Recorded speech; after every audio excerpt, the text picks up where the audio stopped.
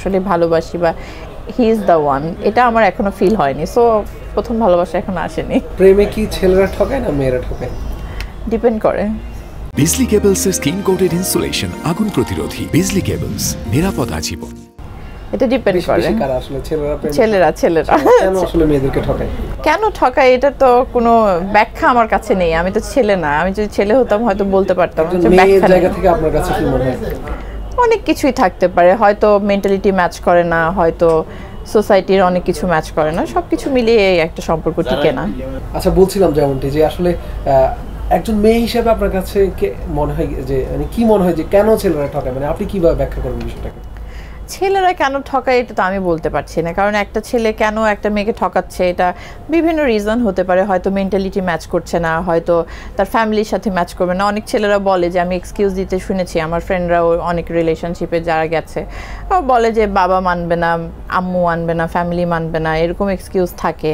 তারপর হয়তো career different হয়ে যায়, মানুষের চাওয়া পাওয়া ডিফারেন্ট হয়ে যায়, বা একটা বয়সের পরে মানুষের পছন্দ চেঞ্জ হয়ে যায় যে না ঠিক আছে, তোমার সাথে আমার মেন্টালিটি ম্যাচ করছে না, বা তোমার ক্যারিয়ার এদিকে চলে গেছে, আমি এদিকে চলে গেছি। বিভিন্ন কারণ থাকতে পারে।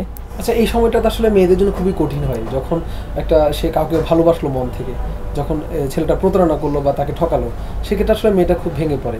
এই যে যারা ভেঙে পড়ে একেবারে, দেখা যায় অনেকে সুইসাইড করে ফেলে, বা এই ধরনের অনেক বড় ধরনের ঘটনা আমরা শুনি আমাদের আশপাশে। একজন অভিনেত্রী বা একজন উদ্যোক্তা হিসেবে কি বলবেন আপনি তাদের জন্য? প্রথমে বলবো যে সুইসাইড কখনো কোনো সমাধান না। সুইসাইড কখনোই একটা মানুষের জীবনে, মানে একটা পরিবারের জন্য যে সুইসাইড করে সে তো চলেই গেল, বাট সুইসাইড কখনো একটা পরিবারের জন্য ভালো কিছু বয়ে আনে না। একটা মানুষ জীবন থেকে চলে গেছে মানে জীবন শেষ হয়ে গেছে এমন তো কিছু না।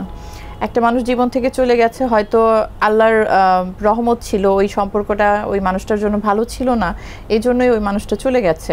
সেটা নিয়ে চিন্তা না করে আসলে মানুষের উচিত যে সামনের দিকে এগিয়ে যাওয়া, নিজেকে নিয়ে ভাবা, নিজেকে ভালোবাসা, ভালো কাজে নিজেকে ইনভলভ করা, এগুলো খুব ইম্পর্টেন্ট। তাহলে আস্তে আস্তে না হয়তো দাগটা থেকে যায়, কষ্টটা মনের ভিতরে থেকে যায়, বাট একটা মানুষ যখন সামনের দিকে নিজেকে এগিয়ে নিয়ে যায়, সে তখন নিজে থেকে অনেক আত্মবিশ্বাসী হয়ে ওঠে। তখন আসলে এই জিনিসগুলো অনেক ম্যাটার করে না। আসলে আমি মেয়েদেরকে বলবো, যারা এসব স্টেপ নেয় বা এসব অ্যাটেম্প্ট নেয়, সুইসাইডাল টেন্ডেন্সি যাদের মধ্যে থাকে, এটা আসলে থাকা উচিত না।